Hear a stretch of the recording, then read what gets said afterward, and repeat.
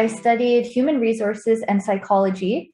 Yes. So I did my bachelor in psychology, and then I did a certificate in human resources. So I really thought HR was going to be my career path for the rest of my life. I really thought it was going to be that route that I was going to take. And when I started working a 9 to 5 and going into work, I remember starting to feel like it's not jiving with me. Like something just didn't feel right. And I kept having this thought like, is this what I want to do for the next 40 years of my life, next 50 years? Can I do this? And I started asking around. I remember asking some of my relatives, aunts, uncles, my mom, some of my friends too, like, are you happy in your career? Are you happy doing this for a long time? And a lot of people said that's life. Like, that's what it is. You just do it for 40 years, 50 years. That's what it is. You just do it. And I kept thinking, like, I don't know if this is something that fits my personality and if I can do this for 4 or 5 decades. And I just couldn't accept that this is just life. Like, I felt like, there should be a way for me to find something that fits me and I'll be passionate about every day while I wake up. I don't want to maybe dread this aspect or that aspect of my job. Nothing wrong with HR, just I think different jobs fit different personalities. I think the main factor was I really wanted to do something where I had control of it. That was, I think, the itch I kept having. So after a few months, honestly, of doing a 9 to 5, immediately I signed up for my real estate license. I kept kind of exploring the thought of, okay, what is it that I want? Is it a different career? And it wasn't a different career. I kept thinking I would just want to be my own boss. I want to be self-employed. I want to do it the way I would like to do it with my own efforts. And I know it all kind of comes back to me. That was kind of the driving force I had. I wanted to build my own thing and do it the way I want to do it and put in all of my hard work towards what I'm trying to build. It was just this thought I kept having. So I used to actually work as a receptionist for Remax early in university. Like my first or second year, I got a job at Remax doing reception. And I remember at that time, during the period that I worked there for many years. Even I kept it part-time while I had my full-time job, like maybe once a month I go in. I remember agents or friends or family would tell me, hey, why don't you look into being an agent? Like you already have the reception experience. You could like do the agent job. Like maybe this quality or that quality you have would fit in well. And I used to have this perception that salespeople are a certain way, and I thought maybe that doesn't fit me either. So I never considered it. I kept thinking, you know what, I don't think I have that personality either. Maybe a little too like pushy or aggressive. I just had this idea of a salesperson.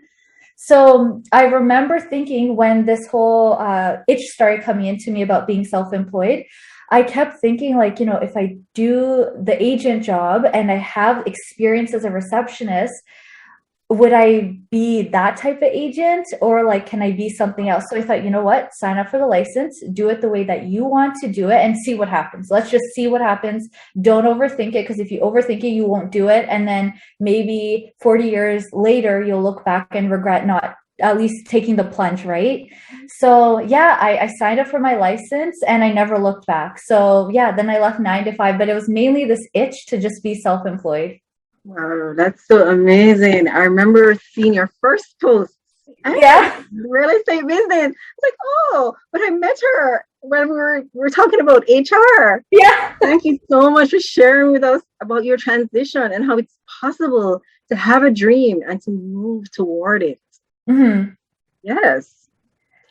I want you to share with our audience, Simmi, how a few challenges that you may have experienced along the way and how you overcame them. So let's start with the challenges. Okay, so quite a few challenges, to be honest. I remember a few of them. One major one, of course, being a younger female realtor, especially a younger realtor. Your network isn't really buying houses. They're not selling houses. They can barely even rent properties, some of them. They're mainly living with mom and dad. So a big challenge at the beginning, I remember, was just trying to get clients. Where to find them, and then looking like I'm experienced too, right? Especially at that time when I started, a lot of people thought I was much younger than my actual age too, so it always went against me. Obviously, you want to hear you look younger, but in this job, it doesn't work in your favor sometimes. There used to be a joke. I remember a realtor used to tell me, dye your hair gray. And then maybe I was like, no. But yeah, that was definitely a big challenge I had at the beginning. Just see me experienced when you're brand new, right? Another one was, of course, just again, kind of being the younger female realtor. People sometimes maybe thought, like, you don't seem very experienced. And then getting clients also, they kind of went hand in hand, because if you don't seem experienced, you're not going to get clients easily either. And then last thing, and this one I struggled with a lot at the beginning, was kind of staying true to myself. I felt like there was, and it kind of ties it back into my perception of realtors as well. A lot of people have this perception, and realtors have this perception too. Sometimes there's a struggle of, or people will kind of feed into your ear, especially when you're brand new, hey, you should be this way. But that's not who you are, right? And you're going to put up a front for how many years can you do that? And I'm sure even the first story I said, I kind of try to live very authentically to myself. And if something doesn't make me happy, I try to, like, we have a long life ahead of us, might as well make it something that we want. So even with people saying, you should be like this type of personality, but you are this type of personality, I struggled a lot with that at the beginning, and especially when you're brand new, you're so unsure. So you would kind of buy into it, but then you think, like, I don't feel good about this. Like, I feel so fake, and that's not who my clients know me as. So those are the three struggles for sure. Wow. So while you were having these struggles, I know that winners like you, yes, you have now become a thought leader and you are executing on your promotional strategies, because I see you doing them from time to time, right? Did you have specific ways that you said, all right, I'm not feeling authentic to myself. How am I going to get past this? Did you have to go to therapy? What did you do? Did you listen to podcasts? What did you do to overcome those spots? Honestly, I think I just told myself I want to stay true to myself. I like, as a small example, I remember when I was really, really new, maybe like 1-2 months into the business, I started door knocking. So I went alone, and I just started door knocking a new neighborhood and asking people, do you have plans to buy or sell? And I remember I would do this 3 hours Monday to Friday. Every day I would just go 3 hours in the summer when that summer that I started, and I would just ask people. And I remember the first day I went, I got a listing presentation, which is when you're going to meet with someone and discuss pricing their property and potentially them listing with you. So I remember researching their property, preparing a lot, and I remember they had an idea that their home was worth, I think, 900 to $1 million. But I think they thought it was actually worth $1 million. And research showed it was worth about high 800s, like 870, 880. So there was a big discrepancy, right? And I remember talking about it with another agent at a previous office that I used to work at. And he was just mentioning, it was just a random agent too. He just kind of mentioned, oh, you should tell them it's worth $1 million. So you'll get the listing, list it, and then just reduce the price later. And I kept thinking about it. I'm like, I don't feel right. Like, how will I sleep at night knowing I'm starting my business on this footing and then my reputation gets ruined later on? It didn't feel well. And I remember I questioned it for months. Like, I still went to the presentation. I told them it's worth 870, 880. They didn't like it. They never listed. They never did, which is fine. I think they kind of realized nothing in the area is selling at that price. So you can't expect $1 million for the house that they had. Right. And this is years ago. Today it's well over $1 million, but I remember still that story stuck with me for months after, because I kept thinking, should I lie? Should I lie? And a few other agents gave similar advice. There was only a little handful that were saying, you should just tell them, that it's worth this much and just go on. Like, it's not worth having a listing if it's overpriced. No one's going to see it.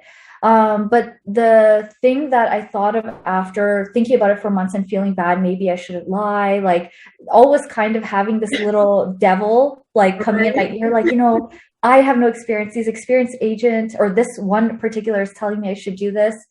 I didn't do it. And I think it was just me thinking like, it is just not worth starting a business this way.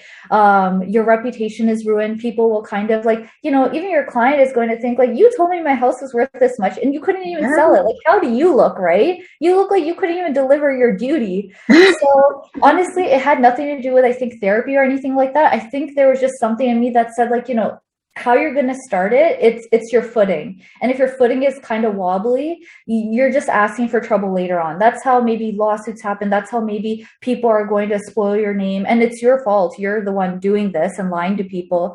So yeah, it was just something that just didn't sit well. I think that was what it was. I think, of course, when you're unsure, it just kept like saying like, maybe you should. And I was like, it just doesn't feel good. And I don't have to like pretend to be someone I'm not.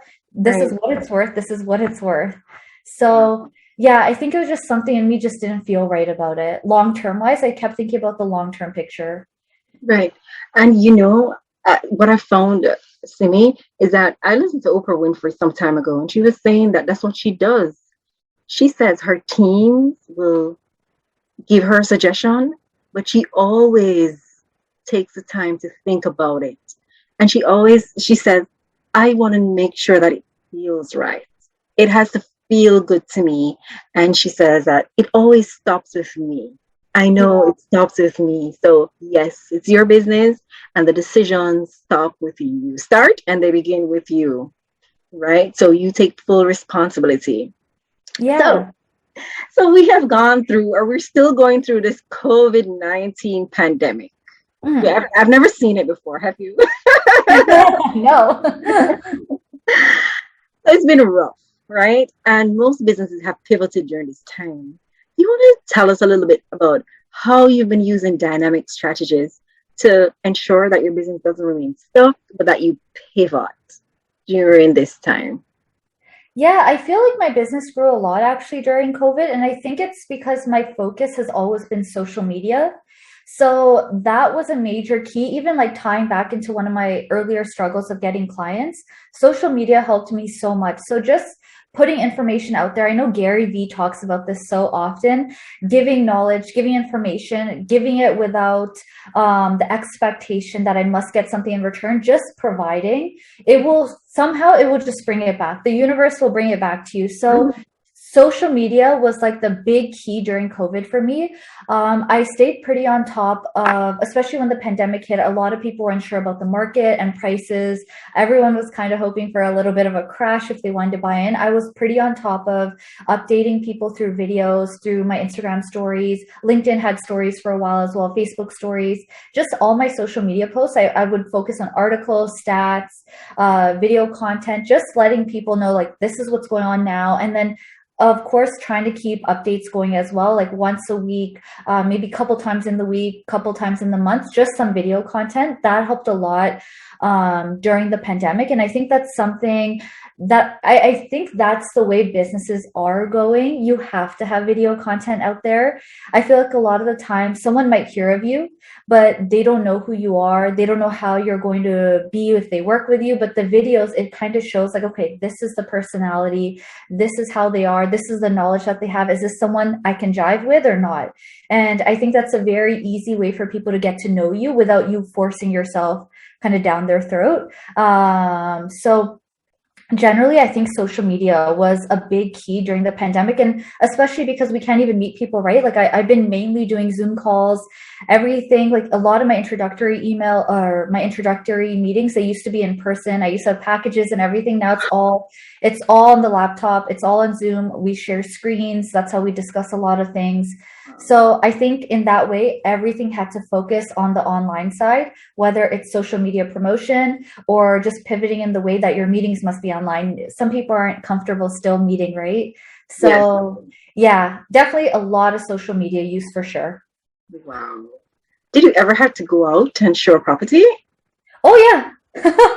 Yeah, even today, honestly, most people, because I do work with a lot more first-time home buyers, a lot of first-time home buyers, of course, they're going to be nervous for the home that they're buying. So they do want to see it. They want to see the layout. Of course, a lot of these pictures are very deceiving. So you have to see it in person sometimes too.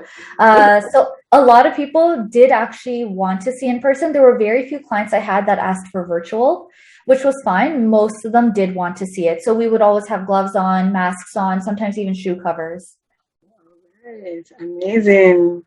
Well, great that you've pressed through and you have used, not only found the ways, but you have used the dynamic ways to pivot. So many businesses have died to me. Mm-hmm. I was looking on Facebook and there was a particular company I was interested in while I was there. And when I looked at their Facebook site, they had a long letter stating why they just could not go on. And all their customers were saying, we miss you, we want you to come back. And it's unfortunate that because of their industry, they had to really shut down. But I'm happy to see that as a York University student, you are thriving and you're doing well and you're finding great ways to ensure that your business does well. Thank So you. what inspires you? I want you to share your favorite inspirational quotes with our audience. Yeah, so my favorite inspirational quote, it's hard work beats talent when talent doesn't work hard. So it's even actually I have notifications on my screen, or I'd show you, but it has been my screensaver. I'm gonna actually show it to you. You want to go ahead? You want me to give It has been my lock screen for years. For years, I have had this as my lock screen. So it's hard work beats talent when talent doesn't work hard. I always look at that quote. I always remember that quote. It is by far my favorite quote because I feel like a lot of the times, especially when you start something new, you second guess yourself, you're nervous about it.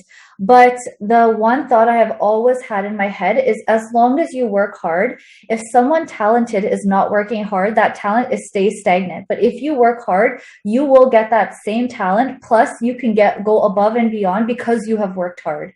So one thing I've always reminded myself, the quality I have is that I work very hard. So if I do not feel like I have the talent, let's say when I started, I didn't feel like maybe I had the sales skills, or I didn't feel like I knew how to talk this way or that way, whatever things I felt like were lacking, I knew if I would just keep working hard, those traits will all come, and they'll come very quickly. If you put in the blood, sweat, and tears day in, day out, it'll come to you.